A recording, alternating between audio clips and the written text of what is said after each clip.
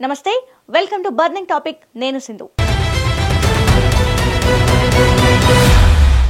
భారత్లో ఈ మధ్యకాలంలో బాంబు బెదిరింపులు ఒక్కసారిగా పెరిగిపోయాయి. ముంబై స్టాక్ ఎక్స్చేంజ్, ఢిల్లీ స్కూళ్లు, బెంగళూరు స్కూళ్లు ఎక్కడ చూసినా బాంబు బెదిరింపులు, ఈమెయిల్స్, కాల్స్. ఈ బెదిరింపుల వెనుక ఎవరున్నారు? ఇవి కేవలం ఆకతాయిల పనులా లేక పెద్ద కుట్ర కోణమా?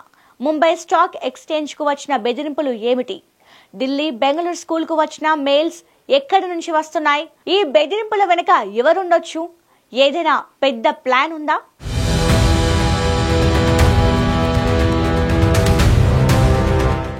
భారత్లో బాంబు బెదిరింపులు ఒక్కసారిగా పెరిగాయి. స్కూళ్లు, కాలేజీలు, హాస్పిటల్స్, ఎయిర్పోర్ట్లు, విమానాలు, స్టాక్ ఎక్స్చేంజీలు ఎక్కడ చూసినా ఈమెయిల్స్ లేదా కాల్స్ రూపంలో బెదిరింపులు. ఈ బెదిరింపులు ఎక్కువగా ఢిల్లీ, ముంబై, బెంగళూరు, జైపూర్, కోల్కతా వంటి పెద్ద నగరాల్లో వస్తున్నాయి. ఏడాది కాలంలో దాదాపుగా 1000 బెదిరింపు కాల్స్ వచ్చాయి. ఇవన్నీ ఫేక్ గా తేలాయి. ఈ బెదిరింపులు సాధారణంగా ఈమెయిల్స్ ద్వారా, కొన్నిసార్లు ఫోన్ కాల్స్ రూపంలో వస్తున్నాయి. పేలుడు పదార్థాలను స్కూల్లో పెట్టినట్లు, భారీ విధ్వంసం సృష్టిస్తామని ఈమెయిల్స్ లో బెదిరిస్తున్నారు. ఈ బెదిరింపుల వల్ల విద్యార్థులు, తల్లిదండ్రులు, అధికారుల్లో భయం, గందరగోళం నెలకొంటోంది. జూలై 15న ముంబైలోని బాంబే స్టాక్ ఎక్స్చేంజ్ కు ఒక బాంబు బెదిరింపు ఈమెయిల్ వచ్చింది. ఈ ఈమెయిల్లో స్టాక్ ఎక్స్చేంజ్ భవనంలో పేలుడు పదార్థాలు ఉన్నాయని, వాటిని పేల్చేస్తామని బెదిరించారు. ముంబై పోలీసులు వెంటనే bomb detection and disposal squads, sniper dogs తో తనిఖీలు చేశారు. ఎటువంటి పేలుడు పదార్థాలు లభించలేదు. ఈ బెదిరింపు ఫేక్ గా తేలింది. ఈ ఈమెయిల్ ఒక అనామిక మెయిల్ నుంచి వచ్చింది. VPN ఉపయోగించి దానిని పంపినట్లు పోలీసులు అనుమానిస్తున్నారు. ఈ ఘటన స్టాక్ మార్కెట్ ఇన్వెస్టర్లలో గందరగోళం సృష్టించే ప్రయత్నంగా కనిపిస్తోంది. ఎందుకంటే BSE భారత ఆర్థిక వ్యవస్థలో కీలకమైన సంస్థ.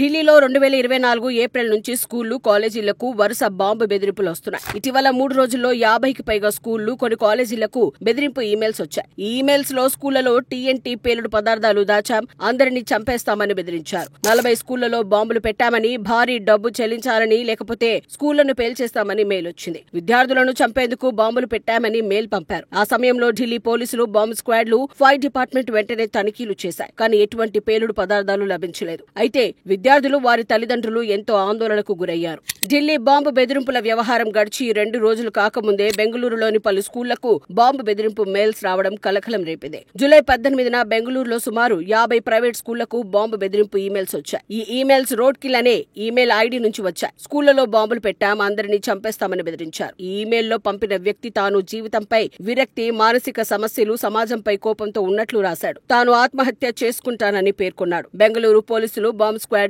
స్నిపర్ డాగ్స్ తో తనిఖీలు చేశారు. ఎటువంటి పేలుడు పదార్థాలు లభించలేదు. ఈ బెదిరింపులు ఫేక్ గా తేలాయి. 2023 డిసెంబర్లో కూడా బెంగళూరులో 48 స్కూళ్లకు ఇలాంటి బెదిరింపులు వచ్చాయి. అవి కూడా ఫేక్ గా తేలాయి.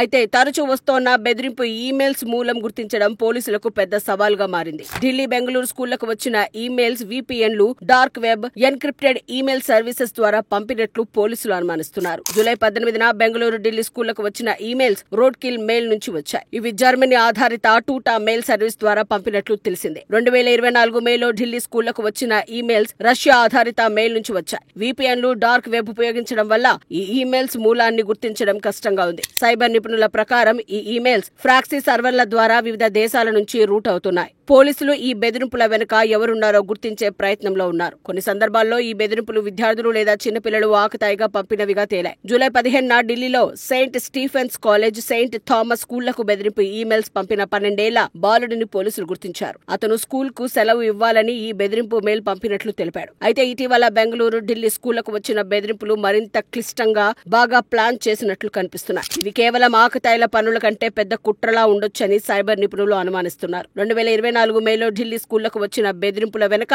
ISIS సంబంధిత టెర్రరిస్ట్ గ్రూప్ ఉండొచ్చని, లోక్సభ ఎన్నికల సమయంలో గందరగోళం సృష్టించేందుకు ఈ బెదిరింపులు పంపినట్లు ఢిల్లీ పోలీసులు అనుమానించారు. కొన్ని ఈమెయిల్స్ లో ఖురాన్ వచనాలు, జిహాదీ సందేశాలు ఉండటం ఈ అనుమానాన్ని బలపరిచింది.